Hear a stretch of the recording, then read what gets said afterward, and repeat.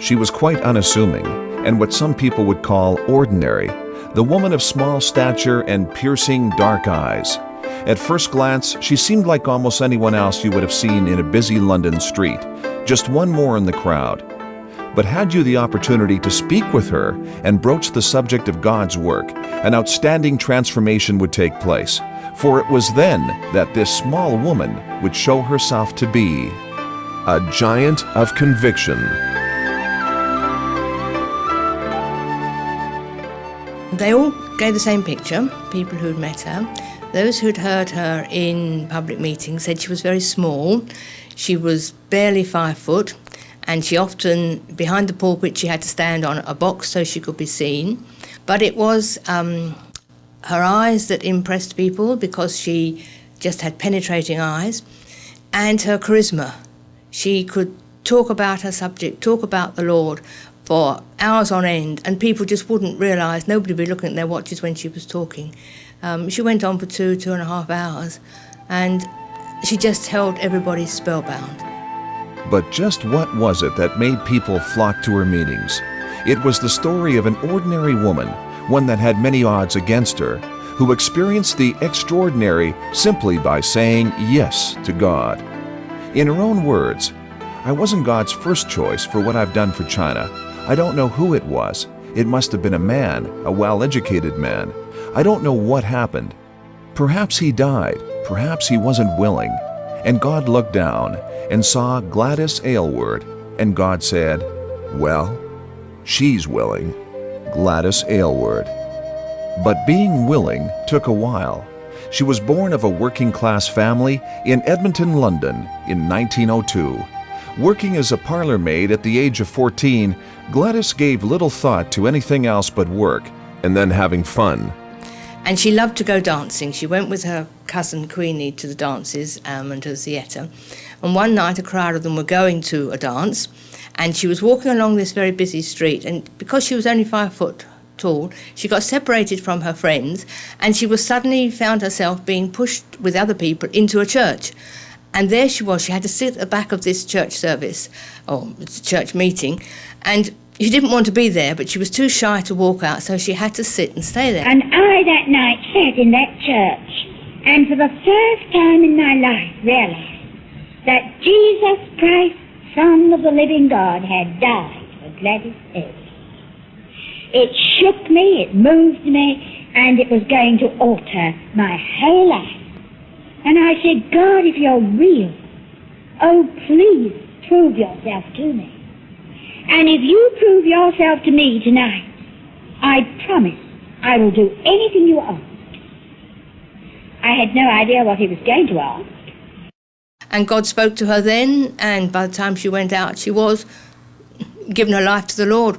And somebody on the way out said to her, "Miss Aylward, I think God has a job for you to do." And that just stuck in her mind. Not long after Gladys read a periodical that showed photographs of China, the article went on to point out that millions there had never heard the gospel. Gladys was shocked to the core. And so for that next year and 2 months, every time I went out, I called on somebody, either a relation or a friend or somebody I knew, and later on people who I didn't know but whose names I saw in the paper, with this one idea that I could persuade them that they were the very person who should be going to China for Christ. They were all very clever and educated, and they had good positions. They were doctors, they were nurses. Oh, they were wonderful, and to me they were just the very people who should be going. Well, I'm terribly sorry. Not one of them even took me in earnest.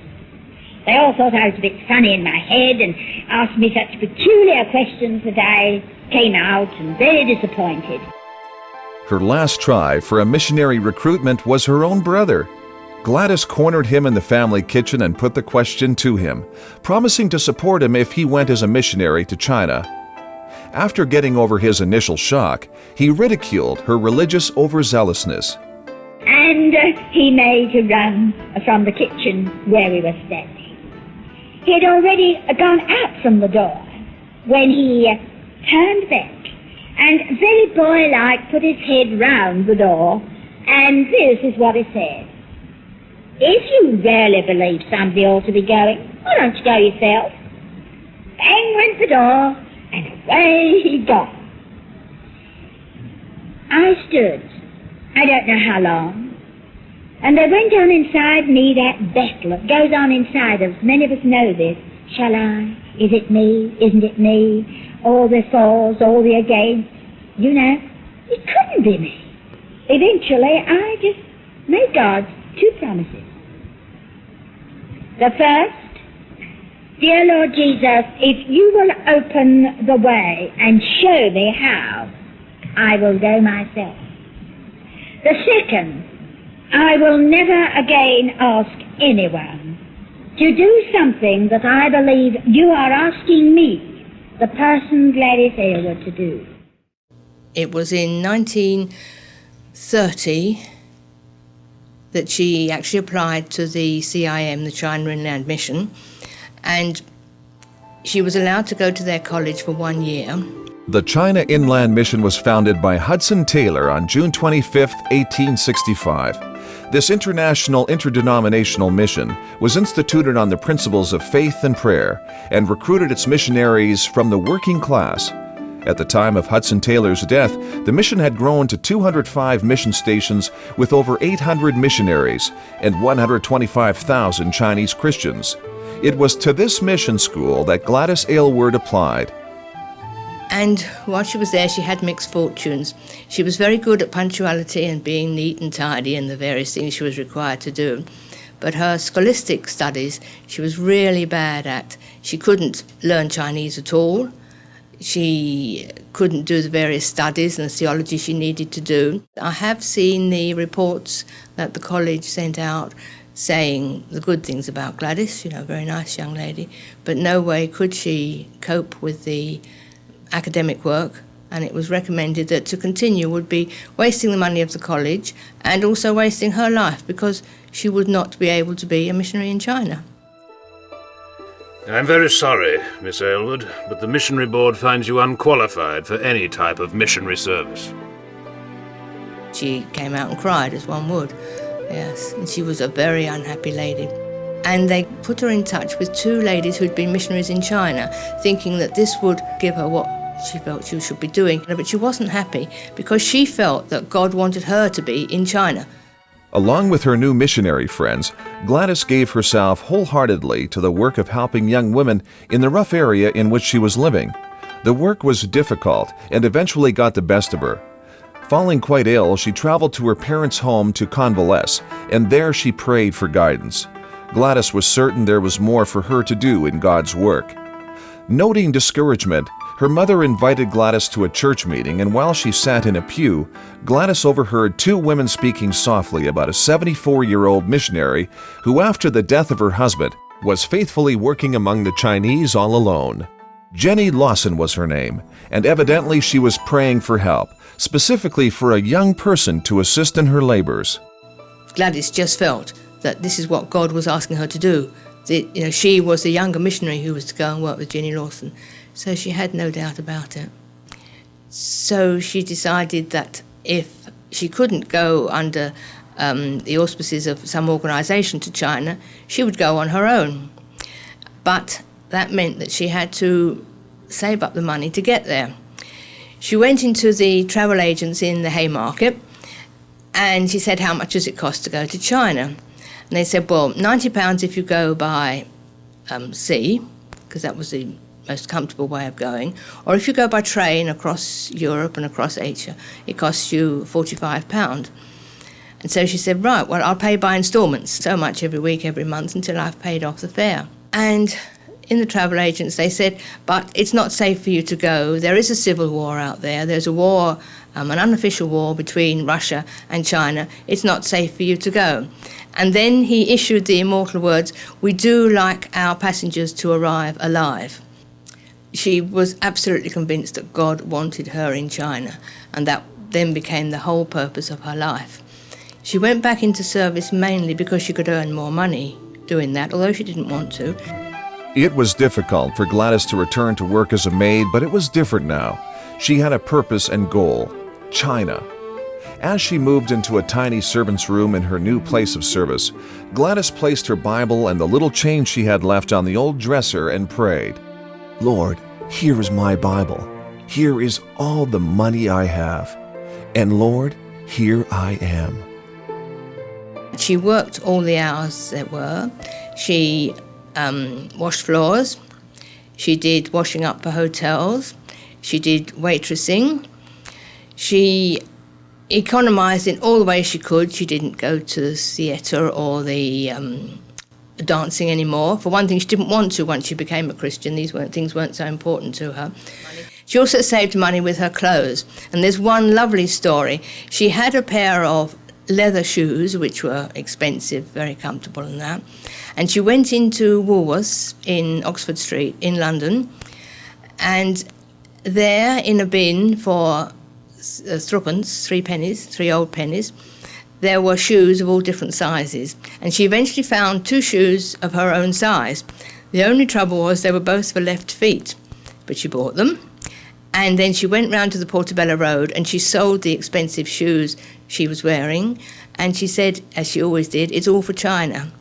And these 2 left shoes she wore all the way across Europe, across Asia. And even when she had a great deal of walking to do, she was still wearing these uncomfortable shoes, which must have done great harm to her feet in the end. Gladys knew she needed a good foundation. If she was to teach the Bible, she needed to study it, and often. This she did on her own. And if she was to preach the gospel, well, she needed to practice that too. Practical as she was, she decided to begin preaching in a park. Crossing an ocean will not make me a missionary if I can't be one at home, she thought. And so she went to Speaker's Corner in London to practice. And you can just imagine her standing on a box, as most speakers do, but she was only 5 foot tall. And she would have been heckled, she would have had things thrown at her. It must have been really good practice for her, for what she was going to get when she went to China. She knew anything she suffered in London, it was going to be far worse in China. But it gave her good experience of actually presenting the gospel to people who were antagonistic towards it. One time she was working for Sir Younghusband, who had been working in China, and in his library there were hundreds of books about China, and of course she didn't know anything about it really. So when she dusted the room each day, she took one book from the shelf and she devoured it at night time, and then put it back the next day and took another book. Until one day he called her into the study and he said, "Gladys," or probably Miss Aylward he would call her, "you have been stealing books from me." And she broke down and said, "No, I've not been stealing books, but God has called me to be a missionary in China and I want to know all I can about it." And from then onward he allowed her to read these precious books about China so she could read what God was sending her into. Gladys saved every penny she earned to pay for her train ticket. Soon Gladys was at the station, waving goodbye to her loved ones and wondering if she would see them and her beloved country ever again. Going to China as a missionary was her dream, though it came at considerable sacrifice. She'd never been out of the country, she'd never been on a ferry, she'd never been on the water, she'd never been on the large train like she was going to go on the Trans-Siberian Railway, and she didn't know Russian. And she met a couple who, I think he worked in the Danish embassy, and they were really interested because they'd been to a Christian convention in England, and they said, "We'd never met a real live missionary before." And so they talked and talked. And this couple agreed for every night for the rest of their lives they would pray for Gladys. And when they left, the lady pushed into Gladys's hand a copy of Schofield's Bible and a £1 note, because there were pound notes in those days. And Gladys thought, "I shall never, what's the use of £1 where I'm going?" But God even had plans to use that £1. The journey took weeks. Gladys's meals consisted of the hard-boiled eggs she had packed, the canned food and the biscuits which got harder by the day. On her portable paraffin-heated hot plate, she would boil water for tea and bouillon. Finally, the train entered Russia, and the conflict between the country and China began to have an effect on Gladys's journey. On the train, people couldn't speak her language, and so she didn't know what was happening. And at one point, right in central Siberia, everybody was getting out of the train and all sorts of Russian instructions were being shouted at her, which she didn't understand. But she didn't get off the train with everybody else because she had the feeling every mile she was on the train, she was 1 mile nearer to China. But eventually she heard gunfire in the distance and the train wasn't going any further. And somehow the guards managed to communicate with her that up ahead there was a war and the train was going no further. So she had to collect her belongings that she had with her still and walk back along the railway track a day and a half to the village, the town of Chita, which was where she could get a connection. It was very cold. It was October, November, and in Siberia the nights are extremely cold. She wrapped herself up in her rug with her cases round her. She did wonder whether she would actually freeze to death in the night. But the first night she was actually doing this, she could hear dogs barking in the distance. And she thought, well, fancy somebody letting the dogs out on a cold night like this. And it was only later she realised they were actually wolves. Finally, after a complete night of walking, Gladys arrived at her destination and, exhausted from her ordeal, she fainted. Coming to, she was in for yet another shock. Gladys was under arrest, and as she was to find out, confined to certain parameters of the village. They didn't know what to do with her because somebody took her passport and it said on there missionary. Now, they didn't know what a missionary was in the town of Chita, and they thought it was something to do with a machinist. They thought, great, we need a machinist. A police agent escorted Gladys around the village while trying to convince her to stay and participate in their communist way of life. After a few hours, she was taken to an old hotel room and placed under house arrest. Desperate and afraid, Gladys turned to prayer. It was then that a young woman came to her. "You are in grave danger," she warned. "There have been others like you that have not been allowed to leave. You must get out." Before Gladys could answer, the young woman instructed her to be ready to leave in the middle of the night, that someone would come for her. And so she was there shut. She just couldn't sleep that night. She was frightened. Yes, she prayed to God, but she was very frightened. There was a knock on the door. She opened it a crack, and it cracked. It was her guide, who was actually very drunk by then and tried to force his way into the room. But she shouted out at him in English, "My God will protect me." I mean, he couldn't understand probably, but "My God will protect me," and she managed to shut the door. When it became daybreak, there was another knock. She hadn't slept at all this night, and there was an old man standing there, and she went with him just hoping she was doing the right thing. She was taken to the dockside, and then the girl who'd spoken to her the night before to tell her she was in danger materialised by her side. And Gladys said, "Well, thank you so much for helping me. Can I do anything for you?" She said, "Well, have you got any spare clothes?" So Gladys said, "Well, here's a pair of stockings I've got in my pocket. You can have those. And here, have my gloves." This was just absolutely all she could give. At the sound of soldiers approaching, the young woman motioned Gladys to run to a certain fishing vessel waiting in the distance. With that, the young woman turned and fled as Gladys ran frantically towards the ship. No sooner was Gladys about to board when she was suddenly pulled back by two strong hands. The soldiers had caught up with her. Desperate, Gladys did the only thing she could do. She prayed. Suddenly it came to her, the money given to her by the couple on the train.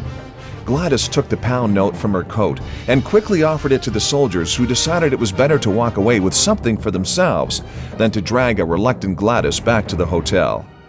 Relieved, Gladys was allowed to board, where to her dismay, the Japanese captain announced, "You are now my prisoner."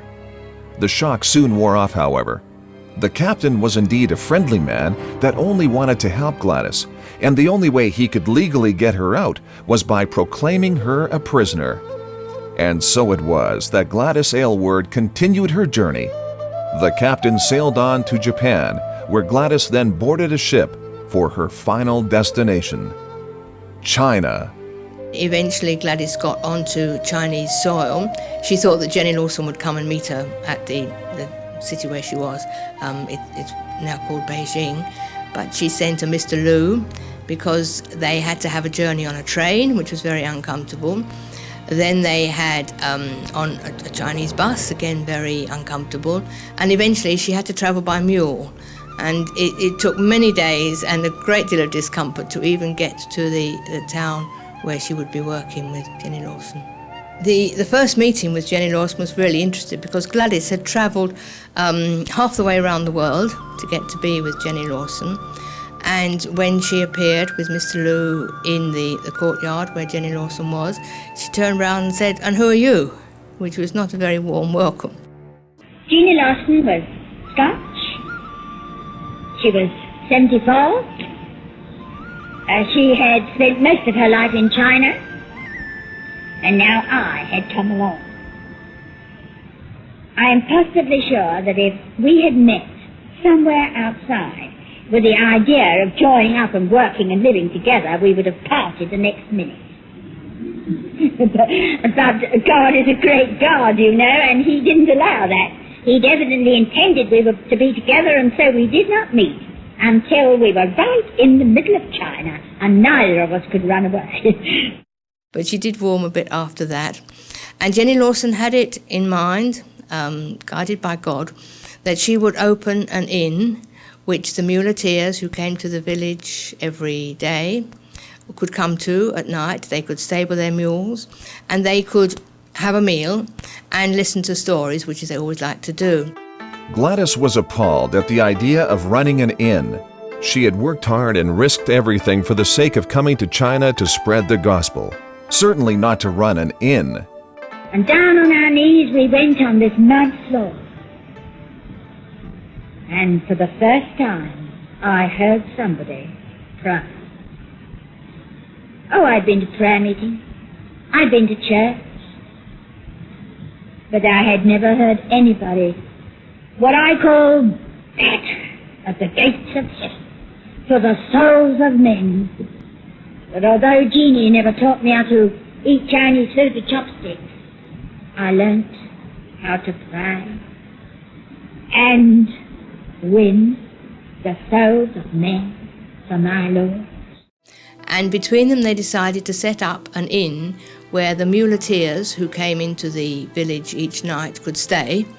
And when they stayed, they would be fed and they would be presented, because the Chinese absolutely love listening to stories. And so Jenny Lawson would tell them stories. And they had a Chinese cook who would also tell stories of God and stories from the Bible. The only trouble was that this cook, this Chinese cook, so loved the story of Noah. And so every story he told, even if it was about Jesus or the disciples or anything like that, it had Noah in it. He really got it muddled up. And gradually Gladys had to learn how to speak Chinese. They had to get the muleteers to come in.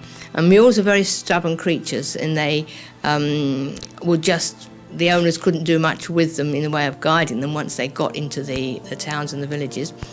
And so it was Gladys's job to, as they came past the entrance to the courtyard, to grab hold of the first mule and direct them into the courtyard, and then everybody would follow, all the rest of them would follow. And this must have been quite hard considering how short she was. But she then managed to pull them all into the courtyard. And then she was scared stiff because they were all there, and she yelled out to Jenny, what do I do now? What do I do now? But once they were in, no way were the mules going to move. And the point is, once the muleteers realised it was a good place to stay, they allowed their mules to go there each time they came, so they built up their own clientele. And there were very good stories they listened to as well.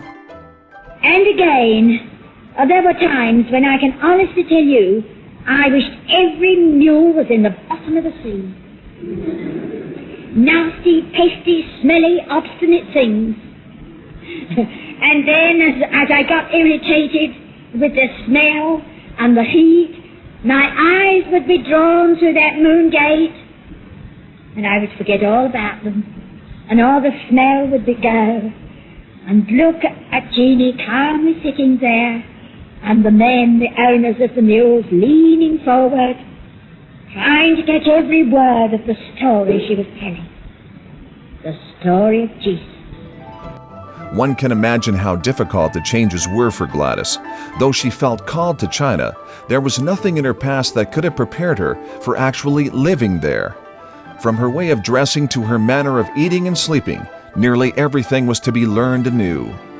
She was considered a foreign devil, And as she went down the street, things were often thrown at her, and she just had to get used to this until gradually, over the years, she won their love and respect. But she still had things. The Chinese way of life was so different. She never forgot her first beheading she went to. She saw a whole crowd in the street and thought, this is interesting, let's join in and see what's happening. And being short, she could wriggle her way to the front. And there she saw a man who had his head on the block, his hands were bound, and the guards around him lifted up the axe, chopped his head off, and it rolled into the crowd. And Gladys was absolutely beside herself with grief and hysteria. She didn't know what was going to happen, and it had to be explained to her that this was the way of life in China, and if she was going to live there and going to stay, she was going to have to get used to it. As their work among the traveling muleteers grew, Jenny took to visiting surrounding villages to also share the gospel with them. And at that time, Jenny Lawson was actually doing some visiting round, and she went to another building, and she was leaning on the banisters on the first floor, and they were rotten, and she actually fell down. Jenny Lawson did die from the fall. Gladys was now alone. Eventually, she found solace in the company of a British missionary couple that lived a distance of several days away. David and Jean Davies became dear friends to Gladys. The long distance between them, however, did not always make it possible for Gladys to partake of their company, and thus she began to experience loneliness. I now believed that because I was a young and single girl and alone, I should move. Girls didn't live alone anywhere in those days, and certainly not in the middle of China.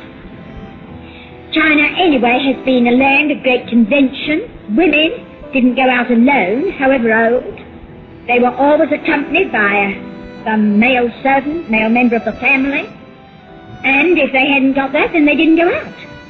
And so the consequence was I couldn't go out. I found that I was bound to the courtyard, simply because I had no chaperone and no one to accompany me. And I longed to know the women. I longed to go into the villages. And I wanted to see outside. I was young. I was happy. I wanted to be free. And now I was bound into one small courtyard.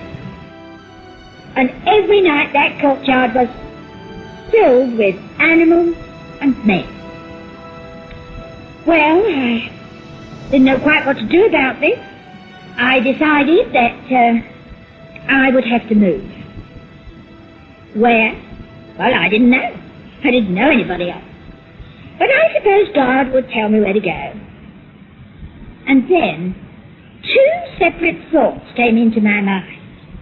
The first was that, did God put a person for 1 year in a particular place, pour blessings upon them, and then, because it was uncomfortable, and yet knowing that they were the only real Christian there, expect them to move? Well, I didn't think so. God was a God of love. And the second thought was that I knew the only bit of language I had learned while I was in this place was only understood just there. So that if I moved, I would have to start learning an entirely new Chinese, in that I wouldn't understand anybody outside and they wouldn't understand me. I couldn't see it. No, I just couldn't. God doesn't do things like that. God is a God of common sense as well as love.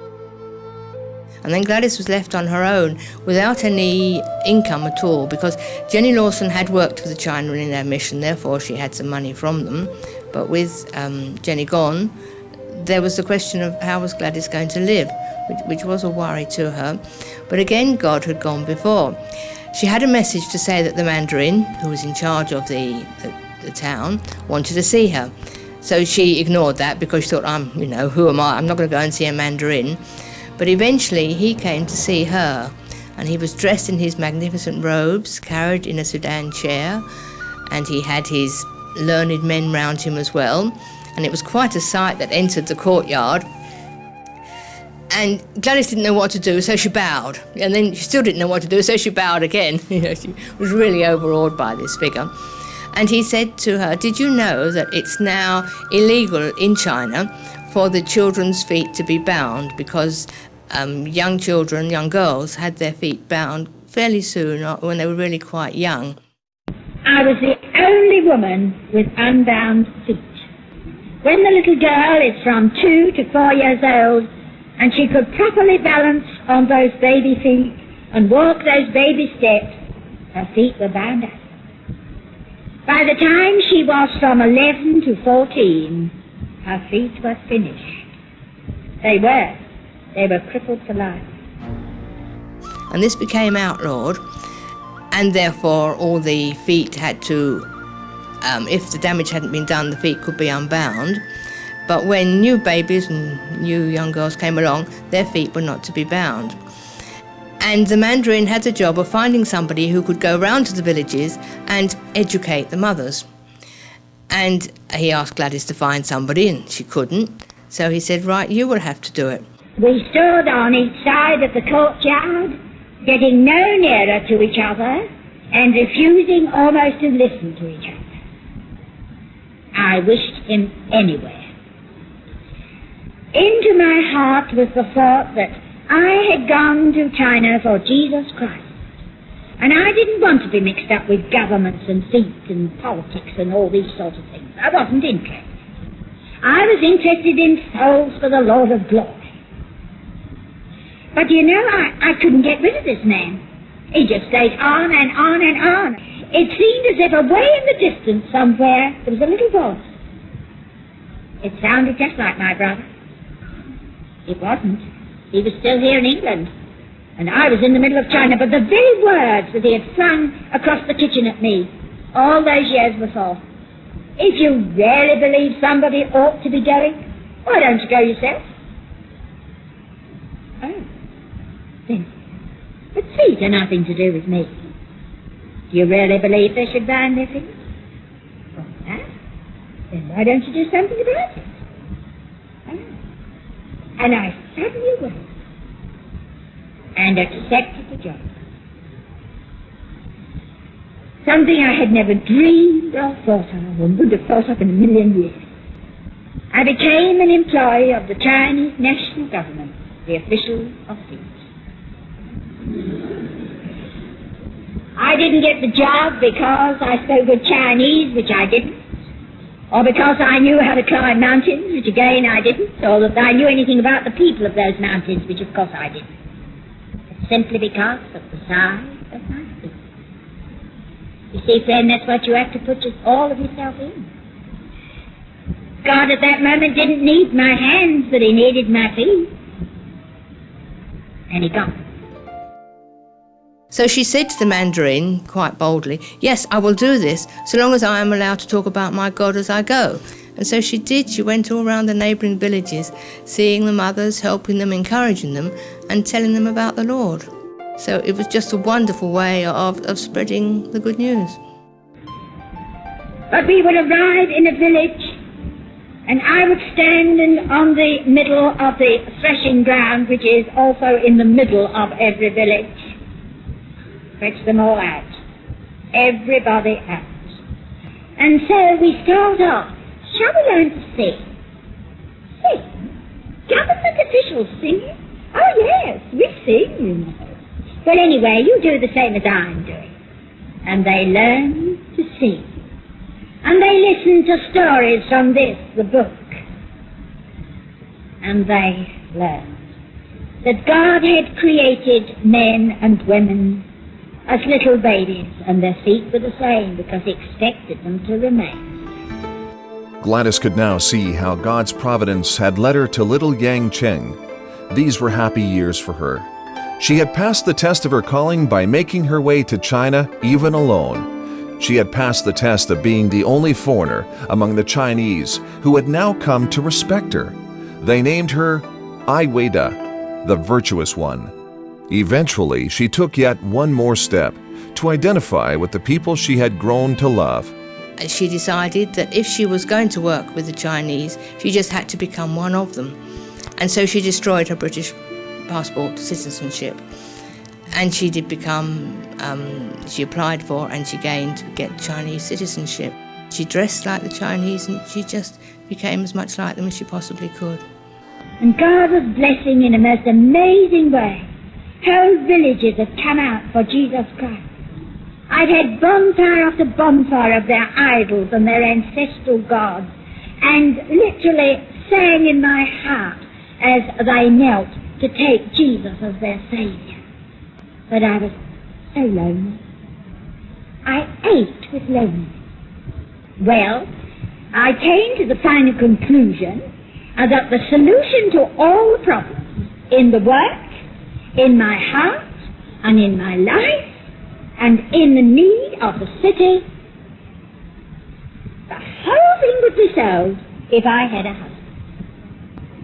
I really believe, because God answers prayer, that one day I would see coming on a mule train or on a camel train a young man. Oh, the joy of having somebody to climb the mountains with, somebody to discuss things with, somebody to sing with and to pray with.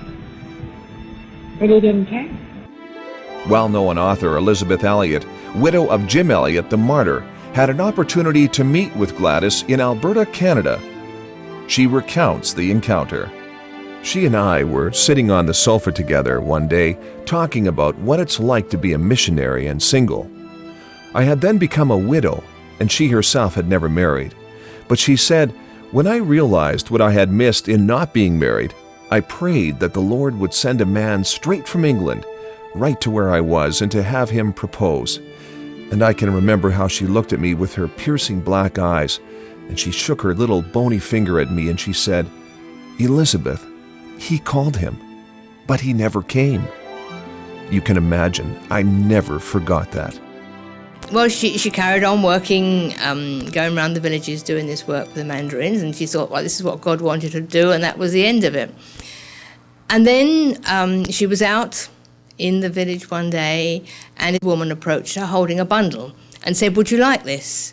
So Gladys said, no, not really.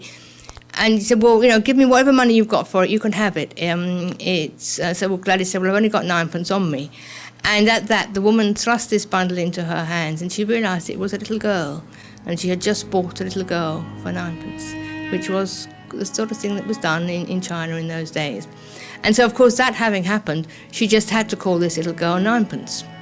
She realised that 9pence wasn't eating all the food she was given, and Gladys questioned why this was. And 9pence said, well, there's a little boy out there who's got nothing to eat, so if I eat less and you eat less, we can give the extra bit to this little boy. And so eventually this little boy was brought in, and it just couldn't be traced who he belonged to at all. So he joined the little growing family, and what other name could he be called but Les? So that was how Les joined the family. I never dreamed that I was buying my first daughter, a little girl who was going to come into my life and mean so much. From her there came, one by one, the others, all in different ways, all under different circumstances, all so different in their temperaments and characteristics. But they came. And I praise God for them. He kept us, He fed us, He clothed us. I said, oh Lord, I don't think I can bear any more. I believe 40 are a good round number for one woman, and please don't send any more. But God doesn't always answer your prayer as you expect. That was the year the war began. And down being pushed in front of the ever-advancing Japanese enemy came hundreds and thousands of lonely, pathetic refugees. And when they had passed through our little place, there were always a few children left behind. So the family grew and grew until there were over 80. The Mandarin came to respect Gladys very much. And one day Gladys had a message from the Mandarin saying, there's a riot in the prison, would you go and sort it out? Now, prisons in China were not like prisons in England or any of the other countries around. The prisoners were in there for life because they couldn't get out. They had no money, they had no clothes, they didn't have enough food, they had nothing to do. And they were just desperate men. Even if they were in prison for a crime that wasn't very great, they were completely desperate. And this one day, somehow, one of the prisoners got hold of an axe, and he was rushing around the jail, brandishing the axe, and actually managed to kill a couple of people. And the prison officials were absolutely petrified, and so Gladys was sent for. And she was absolutely petrified, but as she went through the barriers to get into the prison, she just had to pray, God, I can't cope with this. You must just take over for me. She was pushed inside, the gate was shut behind her, and there she was faced by the blood-splattered walls of the people who died. The man was rushing around brandishing the axe. The other prisoners were huddled against the walls, absolutely scared, and he turned and approached Gladys. And she held out her hand and said in Mandarin, which she had enough to say then, "Give that to me." And she looked into the crazed eyes of the man, and the man looked back into her blue eyes, and gradually he lowered the axe. And she took herself outside, and then she went to the prison governor and said, no wonder these prisoners are rioting. They've got nothing to do, no hope at all. And she was eventually able to arrange that they could keep rabbits, so they could then actually have food, they could breed the rabbits. She arranged it that there were various trades for them to do, and they had hope. And quite a few of the prisoners did actually become Christians. Though Yang Cheng was tucked away in the mountains, news of the Japanese invasion of China soon reached the village. However, no one in the village expected the war would actually reach them. They thought they were quite safe. And one morning, when Gladys and her staff were at prayers, there was a drone overhead. Now, instinctively, Gladys knew what it was. I mean, she had heard bombs going over London in the First World War. She'd heard the planes going over. But the people of the village didn't know. They all rushed out to see what was happening and stood in the village square looking up at the sky as the bombs rained down on them. And many of the Chinese were killed. Gladys was injured. And then gradually Gladys was able to organise people to help each other, and she again was great help to the Mandarin when they just tried to cope with the devastation in the city, which is something they'd never known before. As a result of war casualties, Gladys's family grew instantly. She not only had her own adopted children, but after the bombs on Yang Cheng, more children were left orphans, and Gladys took them under her care. The village was changed forever, but people tried to cope and continue with some normality. Once again, Gladys was soon on the road as the official foot inspector. She had taken on Chinese nationality, and therefore she was going to look after the Chinese. And as she went around the villages, she took note of where the enemy was, and then she did report back to the 9th Army to say where they were. And so she was a spy, and there was a price on her head, and there was a poster that went up in the city saying, if you know where she is, hand her in and we will pay you a reward. It was during this time that Gladys decided to take the children to one of the nearby mountain villages for both safety and security.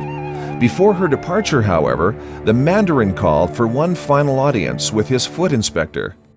When eventually the whole village had to be deserted because it was being attacked by the Japanese, the Mandarin and all his learned men had a meeting to decide what would happen, and Gladys was invited to this, and this was absolutely unknown for a European to be invited to this sort of meeting. So she completely won his respect. Uncertain they would ever meet again, the Mandarin wanted to express his gratitude to Gladys for her sacrificial care and devotion to his people, even when she was initially rejected. After years of observing her dedication, Gladys's example had deeply affected the Mandarin, and he wished to join her in her faith. The Mandarin of Yang Cheng became a Christian. As she was overjoyed, Gladys was at the same time deeply saddened as she bid farewell to the ruler of her village and her friend. Gladys made her way to the mountain village. They never saw each other again. Gladys's group of children had now grown to well over 100, and their safety was of utmost importance. And so it was decided that Gladys should be sent out. She was actually quite a danger because she was known to be a missionary and she needed to be got out of the area at any rate. And so children were brought to her from all connections around the town. Nearly 100 children. She had the job of taking them as the only adult. She had a few teenage girls, a couple of teenage boys, but she was the only person to take them on this long, dangerous journey away from the invading armies. The trip was a grueling one. Weeks and weeks of climbing over high mountain ranges wore on the young children as well as Gladys. They experienced cold and hunger, and the lack of shelter forced them to sleep in the cold night air. The older children, tired as they were themselves, helped to care for the very small ones.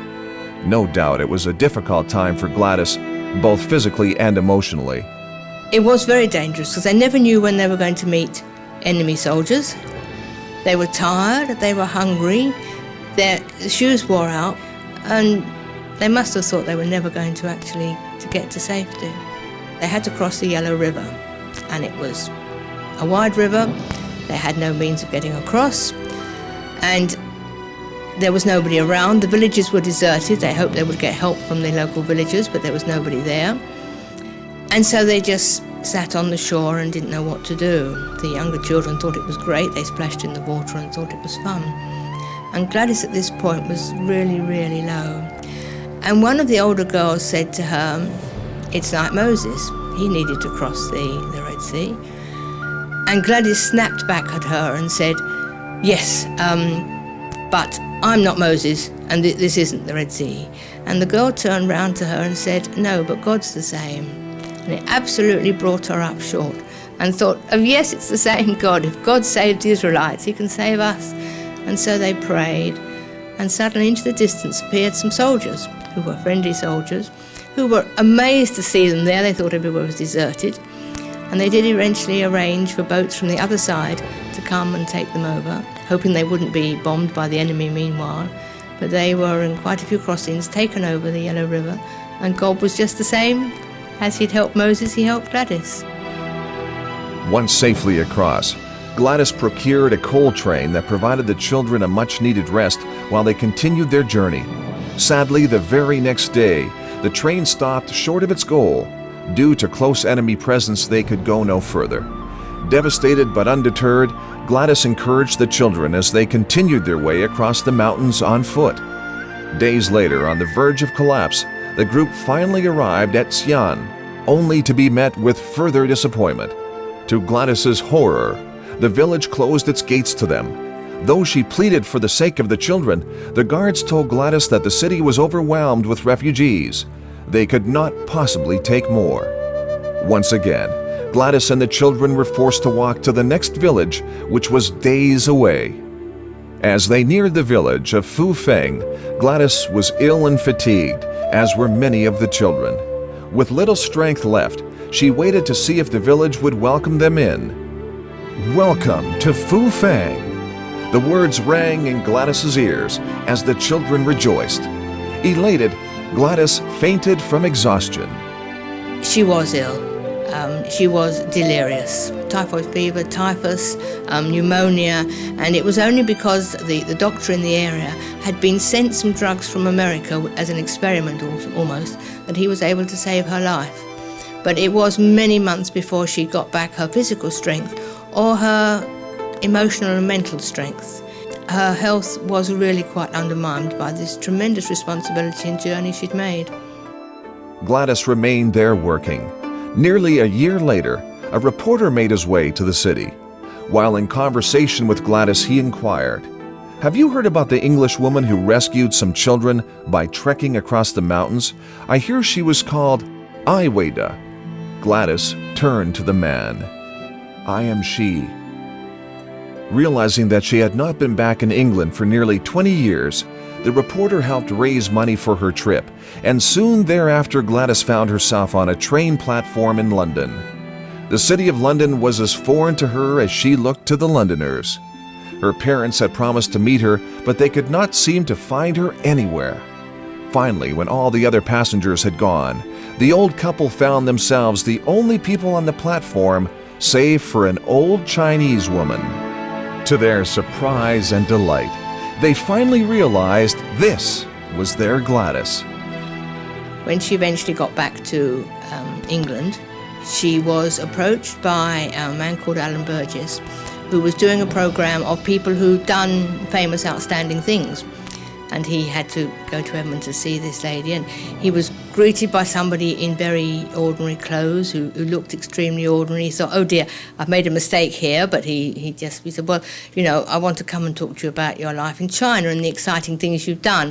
He said, well, you know, I haven't really done anything exciting at all. And then eventually he thought, well, I really have made a mistake this time. And he got around, well, did you sort of, well, tell me about something you did. Well, I did take a few children across the mountain to escape from the Japanese. About how many? Well, nearly 100. And who did you have with you? Well, no, I was the only adult. And we did have to flee from the army. And she went on, he just realised he had the most fascinating story. And he had to drag it out of her because she really didn't think it was anything amazing.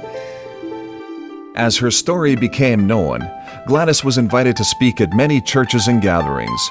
Though she found joy in sharing about God's faithfulness and her beloved Yang Cheng, Gladys's heart often ached for her adopted children, which had to remain in China. And each time I broke my heart, I praised God for them and handed them over to Him. He had given to me to love and to bring up. And I prayed and longed that they should go out to be the testimony and the witness, which I longed to be in the place where they were going. I don't know what became of lots of them. War separates, war kills, war hurts, war breaks your heart.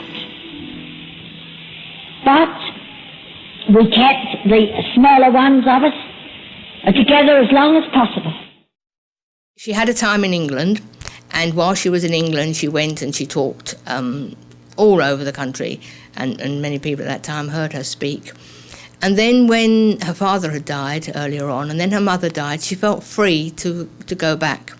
She went back to Hong Kong because she couldn't go into China because it was communist, and as a Christian and a missionary, she couldn't go back. So she did the best she could. She went to Hong Kong, and she worked there for a few years. And so I took a little room, and I sort of set my little house in it, as it were, and I prayed and expected that God would show me what to do. And then a miracle happened.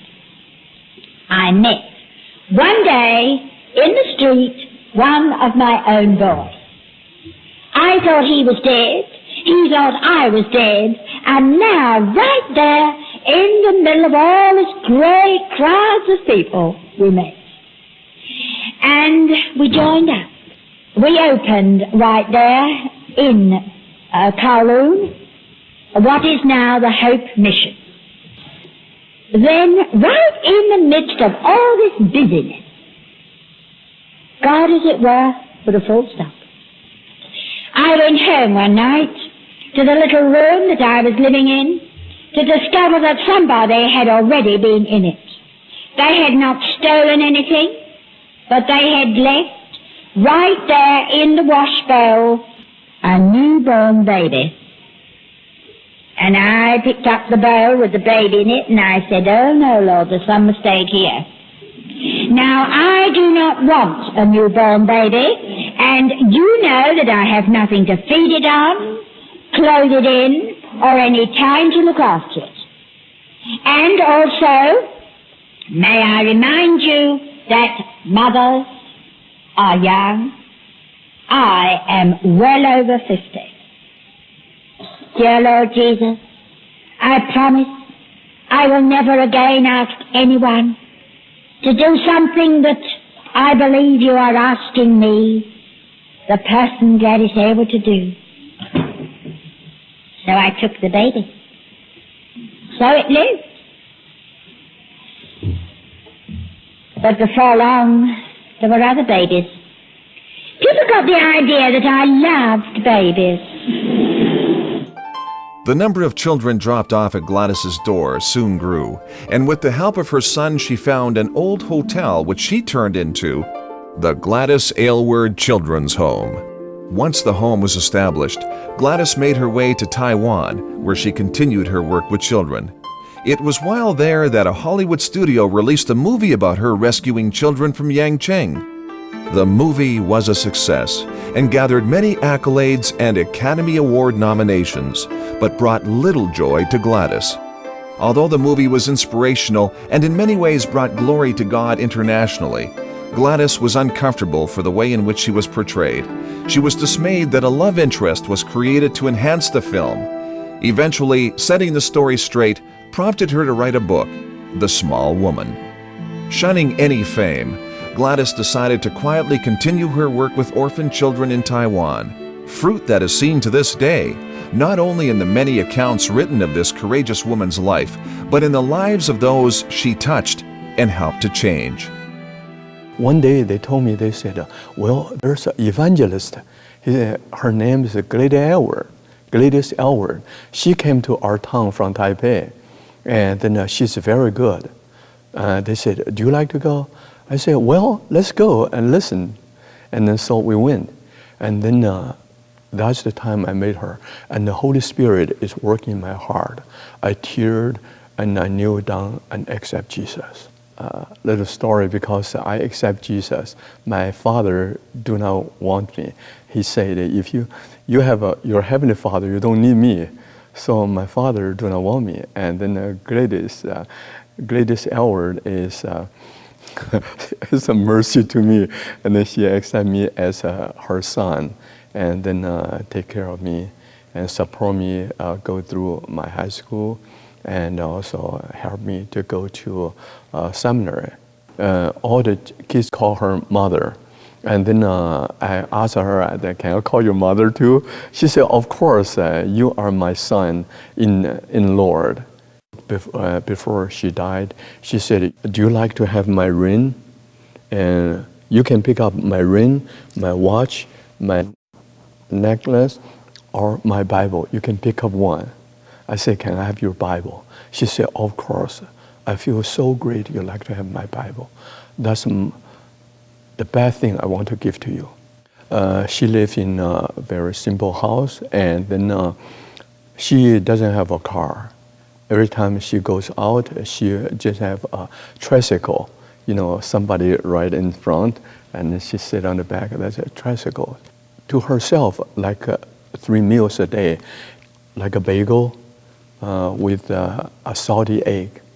That may be, that's just the food for her. And then sometimes people ask her, say, you have a good salary, why don't you do that? She said, I want to use every penny I saved for my children and for the children in orphanage, and support my children to go to school. She really inspired me. I can see the love of Jesus through her life and then through her face. She had given her all for God, and it made me want to give more and more of myself for God. And so it really did, as I wrote the book and as I studied her life, it did increase the depths of my Christianity and my love for God and desire to serve Him. She persevered to the end. Whatever she went through, she had just one direction: to please God. And she didn't do it for half her life. She did it right to the very last day of her life. In spite of everything, she talked to God as her friend. He was her friend, and He was her saviour. God did not send me to Africa. He knew I wouldn't be any good in Africa. He didn't send me into the slums of London. He knew I wouldn't be any good. He sent me into the middle of China because He knew I'd fit in there. And I believe that in this way He does so with each one of us. I have not done what I wanted to. I have not eaten what I wanted, or worn what I would have chosen. I have not lived in a house that I would have ever looked at twice. I longed, as I've told you, for a husband and baby, and security and love, and He didn't give it. He left me alone for 17 years with one book, a Chinese Bible. I don't know anything about your latest novels, pictures, theatres. I live in a rather out-of-dated world. And I suppose you say, well, it's awful miserable, isn't it? Friend, I've been one of the happiest women that have ever stepped this earth. I've had a great family of someone else's children, who I've loved with a great love because Jesus Christ loved me, and who I am now receiving love back from. Oh Lord, give us freedom, freedom in Thee, that You might be able to pick us up and put us down and use us when and where and how You like, that someone might know how much You love them. We pray right now, not only for ourselves, but for those whom we should be upholding and keeping, those lonely missionaries, sick, frazzled, tired of the heat or the cold, surrounded by heathenism, superstition, cruelty, and sin. Give us visions. Make us to dream dreams, that we may know something of Calvary, what it cost, and a lost soul. That we may learn not only how to pray, but how to do, how to be, how to go, and how to give.